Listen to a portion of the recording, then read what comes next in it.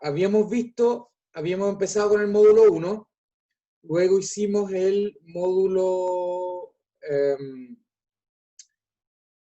2, el inicio, hasta acá, luego hicimos el 6, que era albañilería no reforzada, el 7, albañilería armada, y 8, albañilería confinada.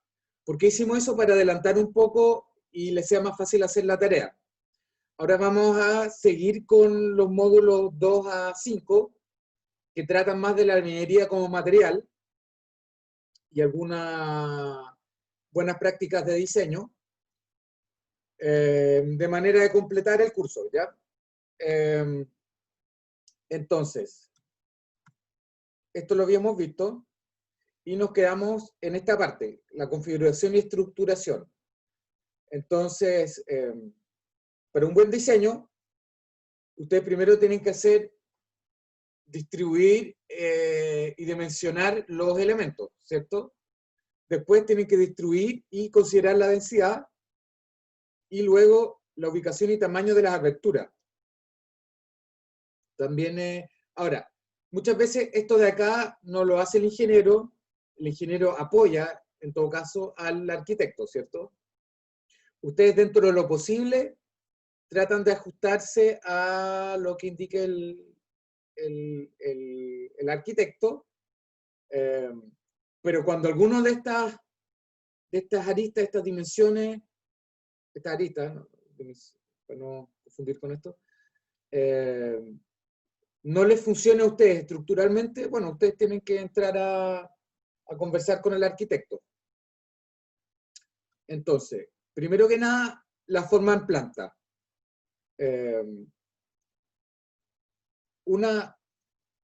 Espérenme, me llegó un mensaje acá. Chat.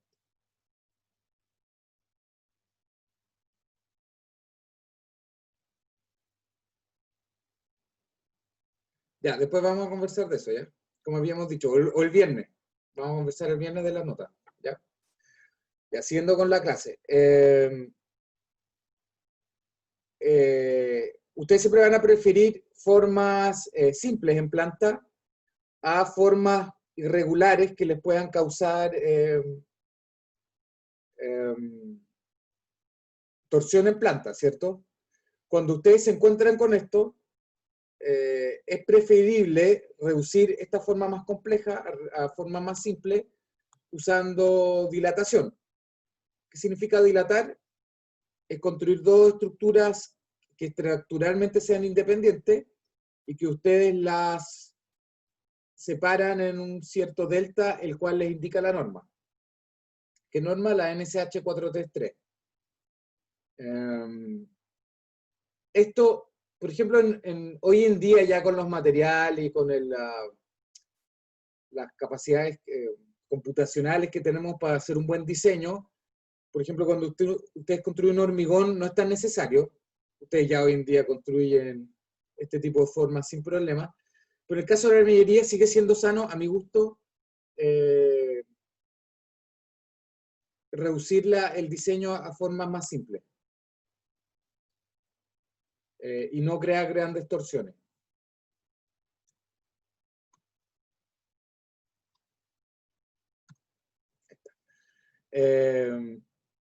Lo otro, si ustedes se fijan, sobre todo en las viviendas sociales que ya hemos mostrado, que son estos edificios largos que tienen acá, que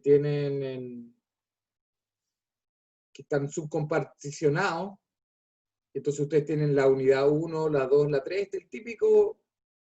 Ustedes normalmente guardan una relación 1 a 3, más o menos.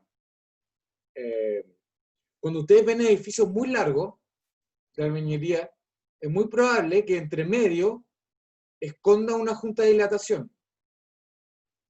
Es lo usual. Cuando ustedes se acercan a este tipo de edificios y son muy largos, normalmente no es un edificio largo. Son dos o más estructuras, pero que están dilatadas entre sí. Normalmente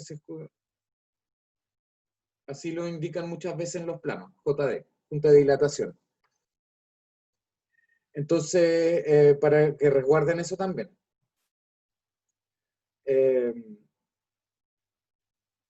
Entonces, como le decía, ustedes normalmente, entonces, este es el típico, muchas veces esta es la clásica forma de construir acá en Chile. Estas son muy típicas. Dos en líneas, digámoslo, dos que están en L, o también esta que forma una especie de patio interior. Y uno resguardando, como habíamos dicho, que L1 por, no sé, mayor o igual a 4. Eso es como lo recomendable, 3 a 4.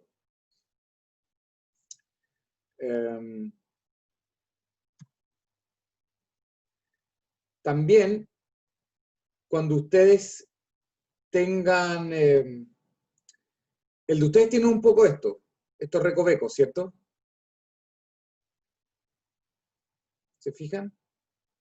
Y acá lo que antiguamente se recomendaba era que, sobre todo que el L4 sea menor o igual a L2 cuartos. ¿Cuál era L2?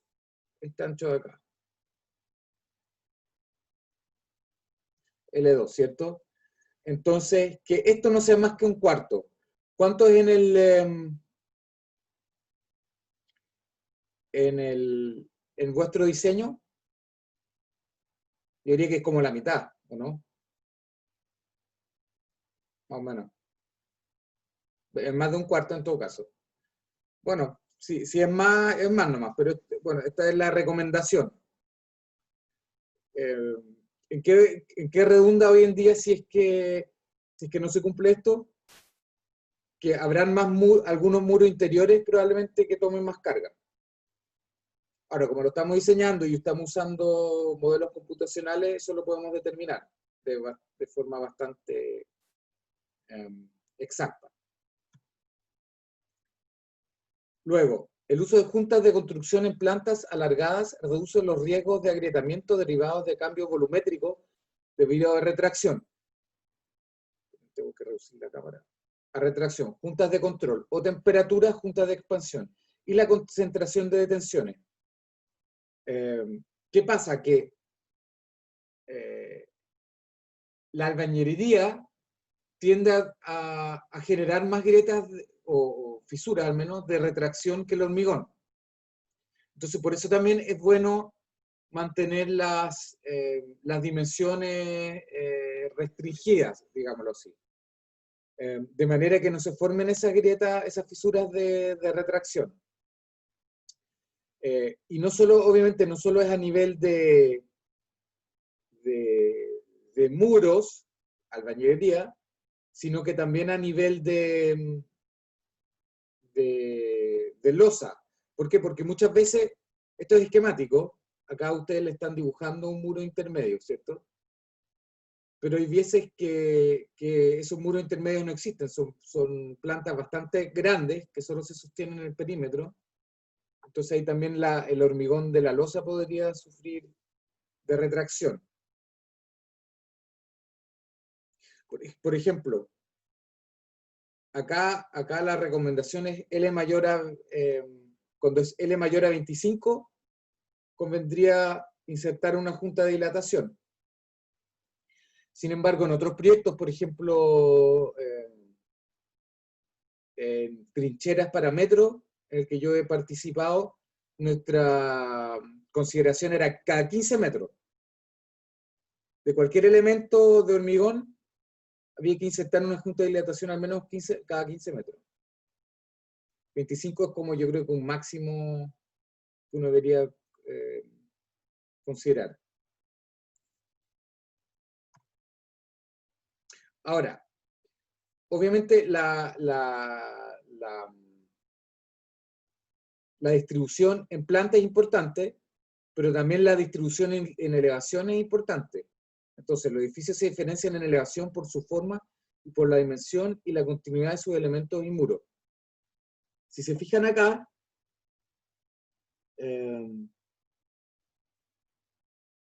bueno, acá no, este computador es tan chico que no lo veo bien, pero en este ejemplo no eran todos los pisos iguales, pero mejor veamos este esquema. Se fijan que muchas veces en el primer piso tenemos puertas, y después tenemos ventanas, y acá tenemos otra puerta, entonces el segundo piso, eso ya lo hemos analizado, termina teniendo más muro en la fachada que el primer piso. Y ya habíamos dicho que el mayor corte, de hecho, se lo lleva el primer piso. Entonces lo hace aún más vulnerable y por ende también es bueno mantener cierta simetría en elevación y cierta continuidad. ¿Se fijan acá? Este machoncito que queda en comparación con el segundo piso, vamos a ver algunos casos reales, pero antes privilegiar la continuidad y homogeneidad de los muros que forman la estructura resistente. Eso es lo deseable. Continuidad. Los muros y las aberturas deben mantener su ubicación a lo alto del edificio, evitar que desaparezca algún muro, especialmente a nivel del primer piso, y homogeneidad, conservar la modalidad de refuerzo.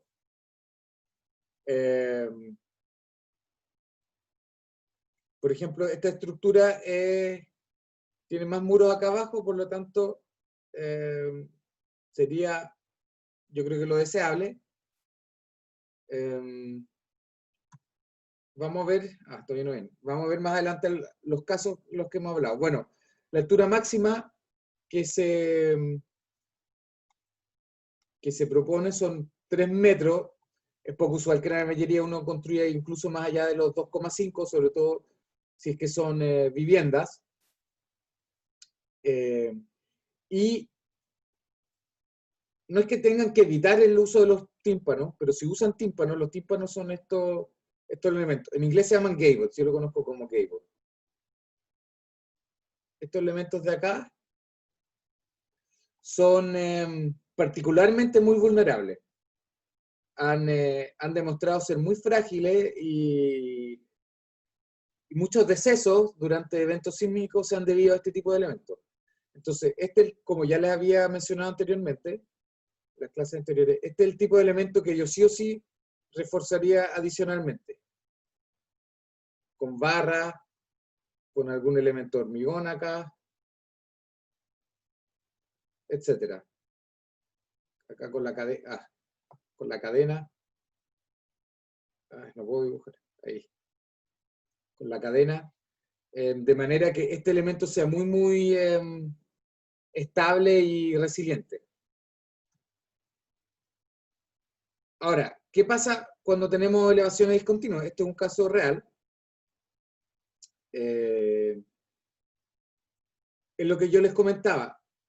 No es recomendable, sano, que la densidad de muro en un piso superior sea mayor a la densidad del primer piso, porque ¿qué pasa? Tiende a tomar más solicitación, incluso el primer piso, y el daño que se produce también es muy superior en el primer nivel que en los pisos superiores.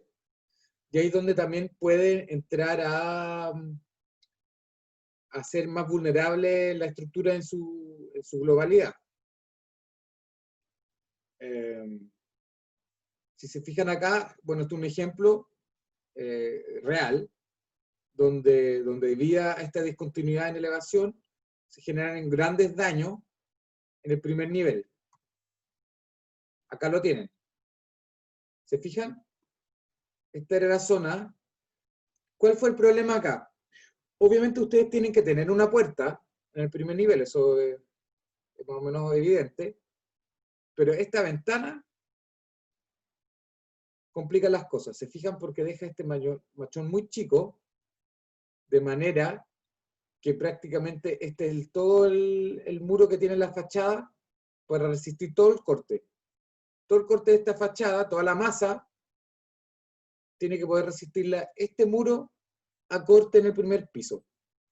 Y como se fijan acá, falló prácticamente en su totalidad este muro y, bueno, es un daño irreparable, en primer lugar, y dos, la estabilidad de la estructura completa está en juego. Y obviamente no solo se dañó acá, si se fijan, también acá la esquina terminó fisurada, acá. Prácticamente completamente dañada. Ahora, no es tan importante porque tienen todo este otro muro que algo les aportará también fuera del plano. Les dará algún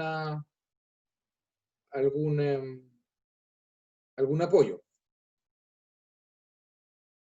Acá lo mismo, acá también se ve, ¿se fijan? Quedaron completamente destruidas las unidades, quedaron las puras enfierraduras acá. Eso también si ustedes, bueno, lo llevan al plano de la modelación con elementos finitos, ustedes se darán cuenta que incluso si uno lo modela, y es más o menos evidente, se fijan acá, claramente los mayores cortes se forman en el primer piso. En este muro, que es justamente el más dañado, ¿se fijan? Este es un muro que sufrió colapsos parciales. Prácticamente ya no existe. Este muro está colgando, si se fijan. Esta parte del muro está colgando del segundo piso, y estos elementos de acá, estos macroelementos, ya no les están aportando ni una resistencia al edificio. Lo mismo con estos otros dos machones acá. ¿Se fijan? La mayor concentración está en esos elementos.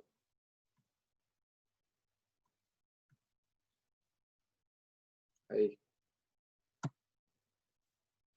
Otro ejemplo, por ejemplo este, donde tenemos una gran puerta y una ventana chica, que probablemente no haya estado bien reforzada, pero ¿qué pasa? Al tener esta abertura acá, las grietas se forman a este nivel, en vez de cruzar de un lado a otro. ¿Se fijan? Se formaron acá abajo. Entonces, esta ventana hizo muy vulnerable toda esa fachada. Y una vez que esto falla, ¿cuál es el muro que nos queda para resistir? Este. Que obviamente después, en la segunda pasada, también se dañó. Una vez que se daña el primer muro, termina también dañándose el segundo, porque es el único que queda para resistir los cortes. Lo mismo acá, tenemos esta gran ventana y se formaron las fisuras acá abajo. ¿Se fijan?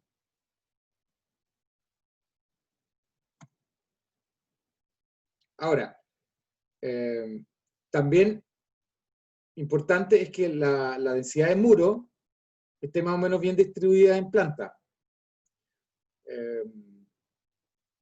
Obviamente, cuando uno estima cuál es la resistencia de un edificio, uno no usa el área total, sino que es el área de muro en cada una de las direcciones en la que ustedes están interesados. Por lo tanto, ustedes esperan o tienden a diseñarlo de tal forma que la densidad de muro en una dirección, en la X, sea similar a en la dirección Y. Y siempre evitando solo muros en una dirección. Ahora, esto siempre es así. Yo conozco un caso emblemático que está construido de esta forma, de lo que me han contado. Yo no me consta, yo nunca he visto los planos, pero así me lo han mencionado. ¿Ustedes conocen un edificio que tenga todos los muros paralelos?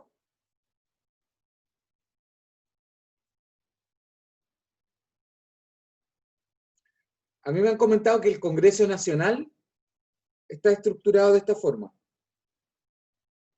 solo con muros paralelos. Entonces, es más o menos, nosotros entendemos más o menos bien cómo funciona en esta dirección, ¿cierto? Pero ustedes se preguntarán, ¿pero cómo funciona en esta dirección si no tenemos muros ortogonales? Bueno, lo que pasa es que si estos muros son anchos y todos los muros están dispuestos en esta dirección, no es que los muros no tengan ni una rigidez ortogonales a su plano. También tienen su rigidez. Y si estos muros son muchos y tienen un espesor importante, en caso podría llegar a ser estable también. Ahora, ¿por qué normalmente no se hace así? Porque obviamente no es muy eficiente. Siempre va a ser más eficiente integrar muros en la otra dirección también. En el momento que ustedes integran un par de muros en la otra dirección, prácticamente los muros ortogonales ya no toman carga fuera de su plano.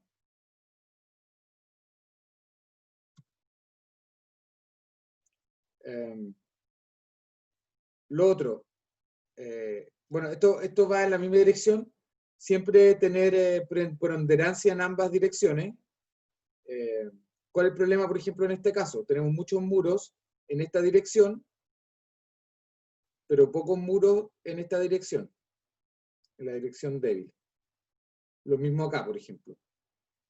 Entonces siempre traten de integrar algunos muros también ortogonales para alivianar el trabajo en los muros, o sea, para tener suficiente rigidez en ambas direcciones. Las plantas simétricas tienden a tener más cerca el centro de gravedad con respecto al centro de rigidez, o sea, el centro de masa. Cuando estos se separan mucho, el centro de masa y el centro de rigidez, más allá más o menos del 10%, tienden a generarse fuerzas adicionales muy grandes por torsión. Así que también les recomendamos mantener más o menos esta relación. De hecho, si se fijan, la torsión accidental que dispone la norma es esa. Cuando usan el método estático. ¿Cuál es para el método modal? Creo que 5% nomás. Si no me equivoco.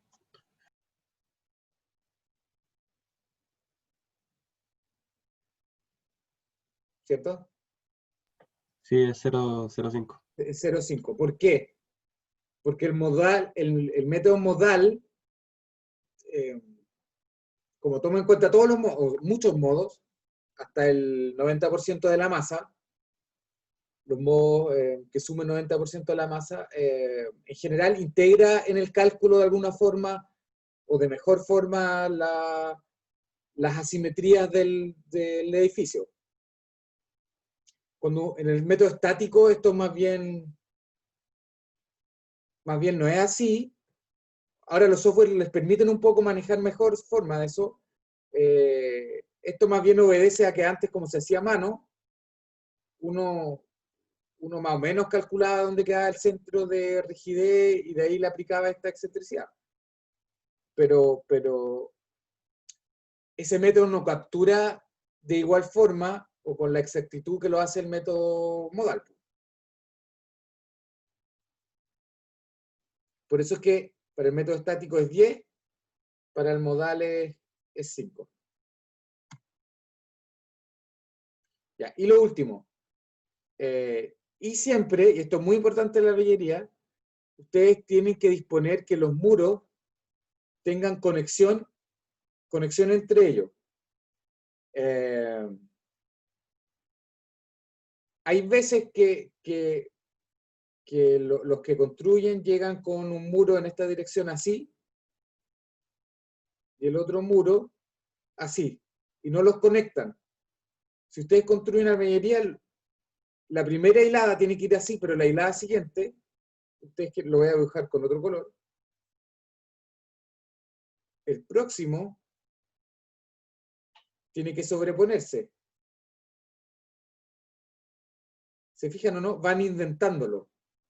Visto de lado es algo así. Viene un muro, en la siguiente hilada ustedes hacen lo contrario.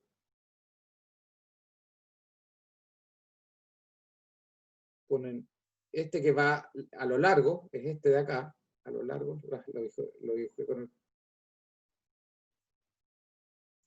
y después, luego, de nuevo. Este es el caso de la minería armada, ¿cierto? Ustedes van a ir cruzando, tejiendo, por decirlo de alguna forma, con la unidad de la esquina. Esta es la esquina. Y obviamente acá al medio pasamos nuestra enferradura de 12 milímetros. pero vamos a ir tejiendo los encuentros. En el caso de la albañilería confinada, esto no es tan relevante porque siempre y cuando ustedes dejen el indentado y hormigón en contra del indentado, como ya lo habíamos mencionado anteriormente.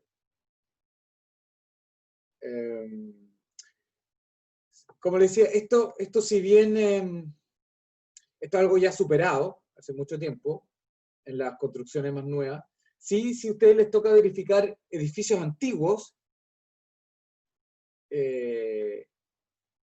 verifiquen in situ, o sea, en el edificio en terreno, verifiquen que esto sea el caso, que estén de verdad bien conectados, porque muchos edificios antiguos a veces tienen muros no conectados entre ellos, o solo conectados a nivel de, por ejemplo, a nivel acá con un madero o una viga de hormigón, lo que sea, pero solo conectar acá a este nivel no es suficiente. ¿Ya? Tiene que tener una conexión también en el sentido vertical. Eso. Yo creo que vamos a dejar la clase hasta acá, la clase de hoy. Así que, y seguimos el día jueves. ¿Les parece? Sí, profesor. Ya. A ver, voy a